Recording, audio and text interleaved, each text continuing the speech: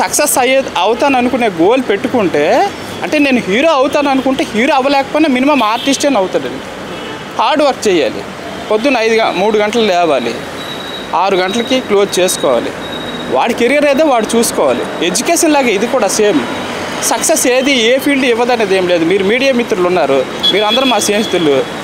Police మిత్రులు ఉన్నారు, వాళ్ళు కూడా వాళ్ళందరూ మాకు అంటే సమాజంలో వాళ్ళ ఒక సర్క్యులేషన్, ల్యాండ్ ఆర్డర్లో వాళ్ళందరూ ఒకటండి. అంటే మీరు ఒక ప్రొడ్యూసర్ కాబట్టి అడుగుతున్నారు, చెప్పండి. 12 అవర్స్ వర్క్ చేస్తే 400 ఇస్తున్నారంట, దాని గురించి అలా ఏం లేదండి. వాళ్ళకి ఇచ్చేది కరెక్ట్గా ఇస్తారు. ఎందుకంటే వాళ్ళకి యూనియన్ అసోసియేషన్ ఉంటుంది.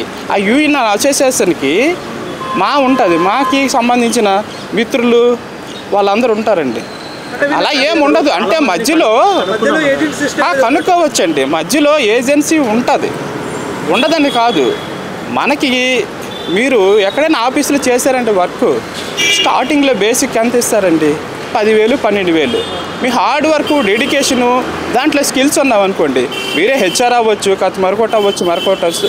అలా మనం దేనికి మనకేంటి కాన్ఫిడెన్స్ ఉంటుంది? హీరో అవుతామా, లేదంటే డైరెక్టర్ అవుతామా, లేదంటే కెమెరామెన్ అవుతామా? 24 క్రాప్స్ ఉంటాయి.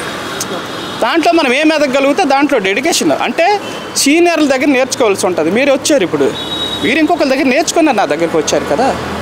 మీరు డైరెక్ట్గా నా దగ్గరికి ఏమి వచ్చారు కదా. కష్టం అనేది, కష్టం లేకపోతే మనిషి లేడండి. పుట్టుకే కష్టంతో వచ్చింది. అంటే ప్రతి ఒక్కరికి టాలెంట్ చూపిస్తున్న అవకాశం అనేది సినిమా ఇండస్ట్రీ ఇవ్వడం లేదు. 100% ఇస్తుందండి. సినిమా అనేది ఎవడ అబ్బ సొత్తు కాదండి.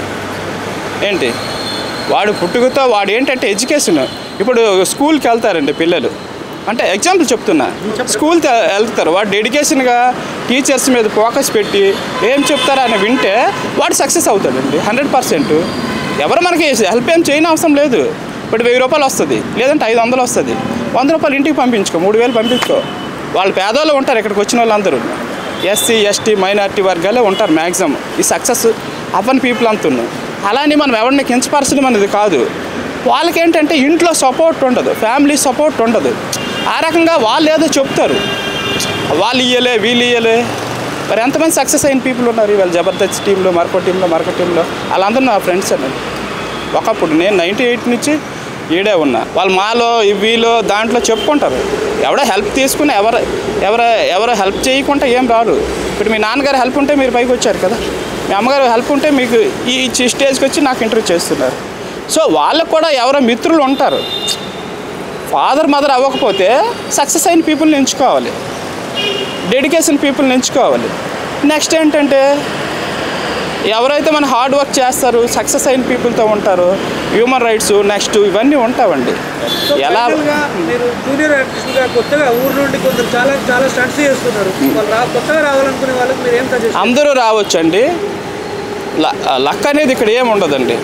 దానికి ఒక సెక్షన్స్ ఉంటాయి. అంటే జూనియర్ ఆర్టిస్ట్ కంటే ఆడ ఆర్టిస్ట్ అవ్వాలనుకుంటే ఒక ఫిల్మ్ ఇన్స్టిట్యూట్కి వెళ్ళి, మంచి ఫిల్మ్ ఇన్స్టిట్యూట్, అది ఏదో చేసేది టీచర్ గురువు అనేటోళ్ళు ఉంటారు కదా. గురువు అనేది కరెక్ట్గా ఉండే పర్సన్, ఎవరు రైట్ పర్సన్. ఇన్స్టిట్యూట్కి వెళ్తే మనం సక్సెస్ అవుతాం. అక్కడ సక్సెస్ అవ్వగానే వీళ్ళు ఏం చేస్తారంటే ఒక కనపడగానే హీరో పక్కన కనపడగానే వీళ్ళు హీరో అనుకుంటారు. ఎంత స్టార్డమ్ వచ్చినా కానీ, ఎంత ఎదిగినా కానీ ఒదుగుతూ ఉండాలి. ఇప్పుడు నాకు ఉంది ఒక 100 కోట్లు 200 కోట్లు ఉన్నాయి. అంటే ఉన్నామంటే నా దగ్గర ఉండకపోయినా బ్యాంకులో ఉంటాయి, నేను తెచ్చుకోగల క్యాపబిలిటీ ఉంది, నేను అడిగి తెస్తారు. బట్ అలా అనేసి నేను అక్కడి నుంచి నడుచుకొని వచ్చాను కదా ఇక్కడికి. నేను కారులో రావాలంటే అవదా ఏంటి? మనం ఎక్కడి నుంచి వచ్చామో అనేది మర్చిపోకూడదు. అప్పుడు మర్చిపోతే మనకు ప్రకృతి, నేచరు, దేవుడు అనేటోడు ఉంటాడండి, సపోర్ట్ చేస్తాను 100%.